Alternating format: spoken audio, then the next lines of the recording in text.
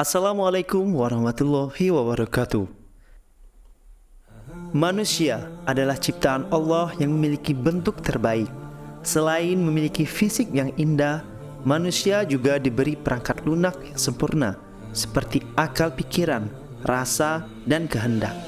Ini membedakan manusia dari makhluk Allah yang lain. Malaikat hanya memiliki akal tanpa memiliki syahwat dan nafsu, sementara hewan hanya hidup untuk memenuhi kebutuhan jasmania seperti makan, minum, dan berhubungan badan. Setan hanya diberi nafsu sehingga selalu mengingkari nikmat Allah. Seperti yang disebutkan dalam surah At-Tin ayat 4, manusia diciptakan dengan bentuk yang terbaik dan memiliki perbedaan yang sangat jelas dari makhluk Allah yang lain. Sesungguhnya kami telah menciptakan manusia dalam bentuk yang sebaik-baiknya. Manusia diberi karunia oleh Allah Subhanahu wa taala. Segala sesuatu yang diberikan kepada malaikat, hewan, dan setan.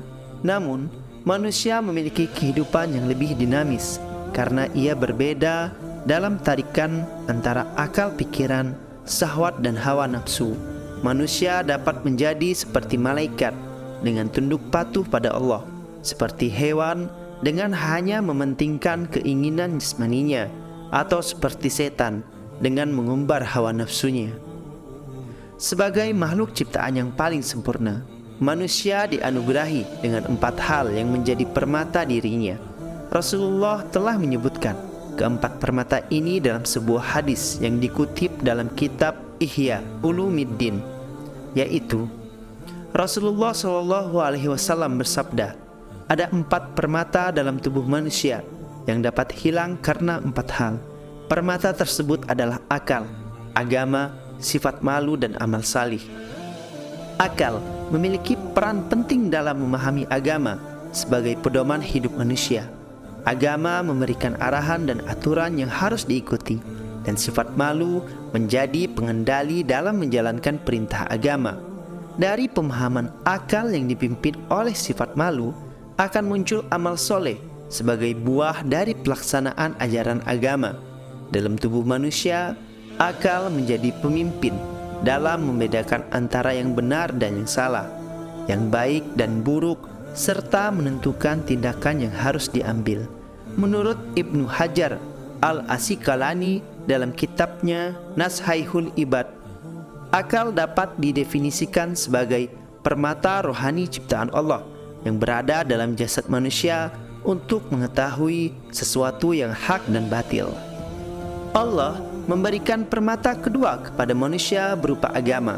Agama berfungsi sebagai aturan atau norma yang memandu akal manusia untuk menerima hal-hal yang baik, pantas, dan layak.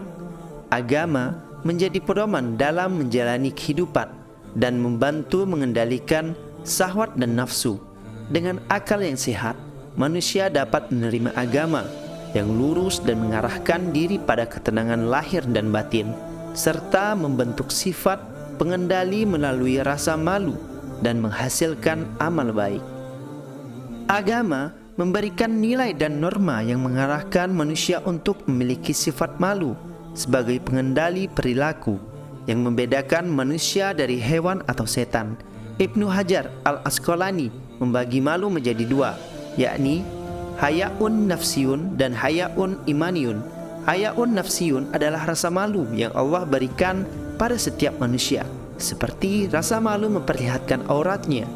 Namun, sifat ini tidak dimiliki oleh hewan. Sedangkan hayaun imaniyun adalah ketika seorang mukmin mampu mencegah dirinya untuk berbuat maksiat karena takut kepada Allah Subhanahu wa taala. Sifat hayaun imaniyun hanya dimiliki oleh orang yang beriman dan mampu menggunakan akalnya untuk memahami perintah dan larangan Allah.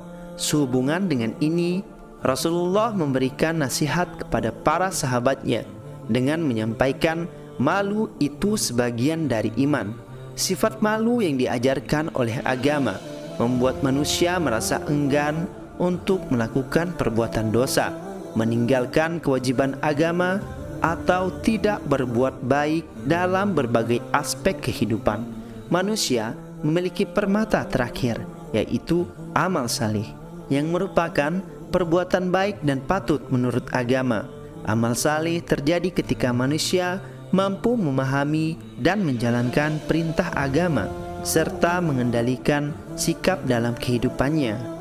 Namun, ada banyak orang yang mampu memahami agama tetapi tidak mampu mengendalikan diri, sehingga mereka tidak memiliki rasa malu dan hanya melakukan sesuatu yang berorientasi pada kebutuhan mereka sendiri yang terkadang merugikan orang lain.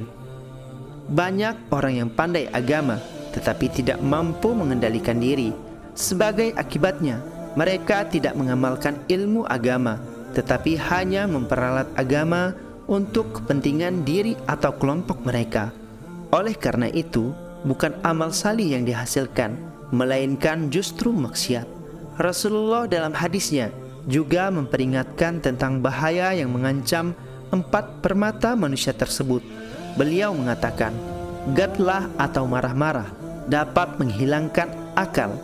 Iri dan dengki, yakni hasud, dapat menghilangkan agama.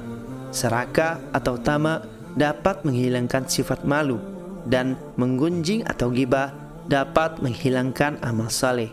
Dalam arti lain, marah dapat merusak kemampuan akal manusia. Iri dan dengki dapat merusak keimanan. Serakah dapat merusak sifat malu, dan mengunjing atau ghibah dapat merusak amal saleh. Semoga kita dapat memanfaatkan dengan optimal setiap permata yang ada dalam hidup kita, sehingga kita dapat menjadi manusia yang terpilih dan termasuk dalam golongan orang-orang yang bertakwa.